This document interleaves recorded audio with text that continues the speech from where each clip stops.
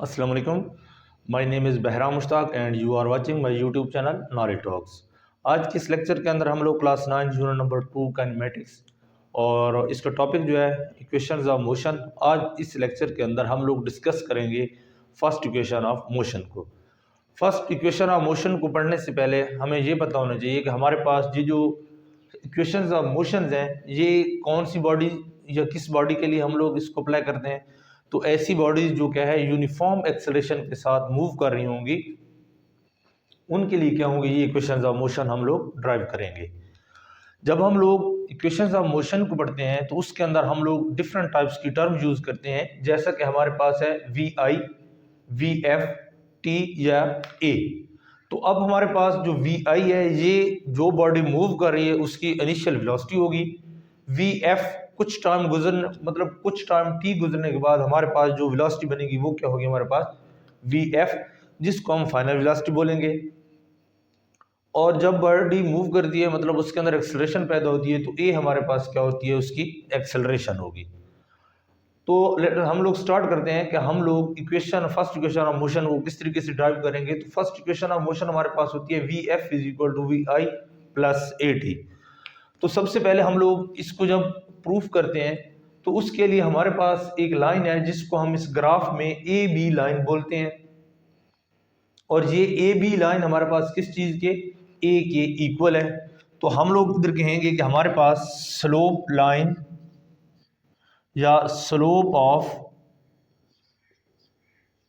A B is equal to, इसको हम कहते हैं कि ये हमारे पास क्या है ए है।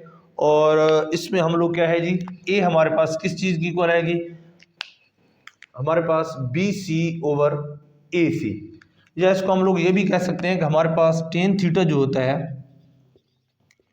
हमारे पास होता है परपेंडिकुलर ओवर बेस। अब हमारे पास परपेंडिकुलर क्या है हमारे पास बी सी है इस फिग के अंदर और बेस हमारे पास क्या है ए सी है। तो इस चीज़ को भी हम लोग क्या कर सकते हैं इसके अंदर यूज कर सकते हैं कि हमारे पास स्लोप लाइन है टेन थीटा और ये हमारे पास क्या है A B, A is equal to, इसको हम लोग लिख सकते हैं कि ये हमारे पास क्या है बी सी ओवर हमारे पास आ जाएगी ए सी। अब हमारे पास जो बी सी है ये बेसिकली क्या है ये वाला पोर्शन है बी सी का। हमने इसकी वैल्यू फाइंड आउट करनी है ये हमारे पास किस चीज़ की इक्वल होगी ये वाली लाइन। तो अगर हम लोग कहें कि हमारे पास जो बी डी पूरी लाइन है मतलब यहाँ से लेकर यहाँ तक पूरी लाइन में से अगर हम लोग इस पोर्शन को क्या कर दें माइनस कर दें, मीन कि हमारे पास क्या है कि जो बी डी है अगर हम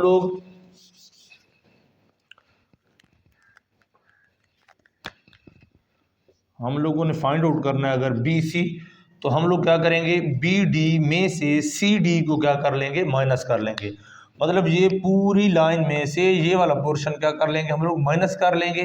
तो हमारे पास किस चीज़ की वैल्यू आ जाएगी इस पोर्शन की जो है इसको हम लोग नाम दिया हुआ बी सी का। तो B C is equal to हमारे पास B D minus C D आ जाएगा।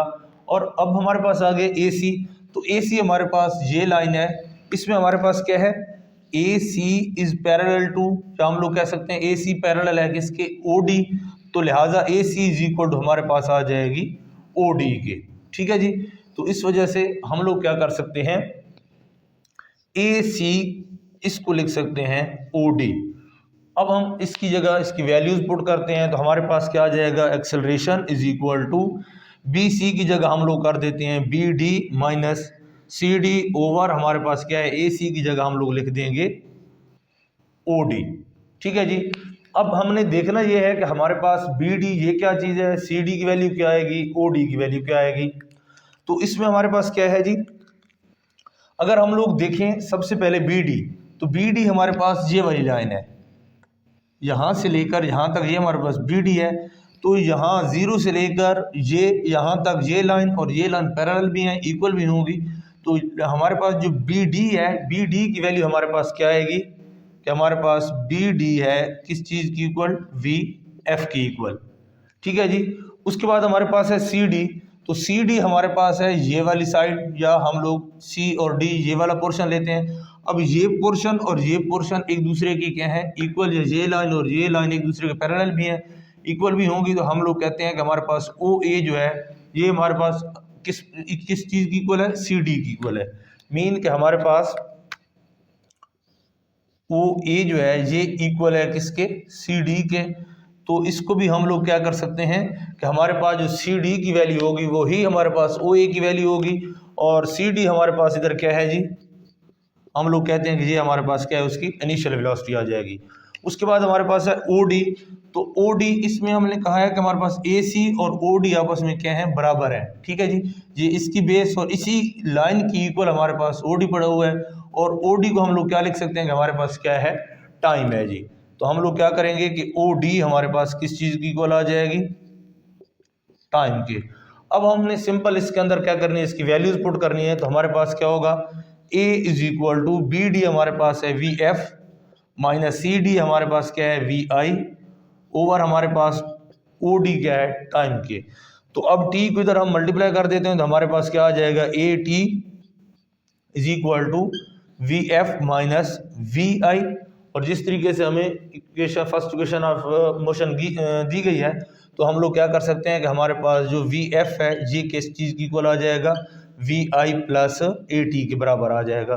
तो इस तरीके से हम लोग क्या कर सकते हैं, फर्स्ट इक्वेशन ऑफ मोशन को ड्राइव कर सकते हैं। तो उम्मीद है कि आप लोगों को ये first equation of motion drive करना आ गया होगा। नेक्स्ट लेक्चर तक के लिए अल्लाह हाफिज़।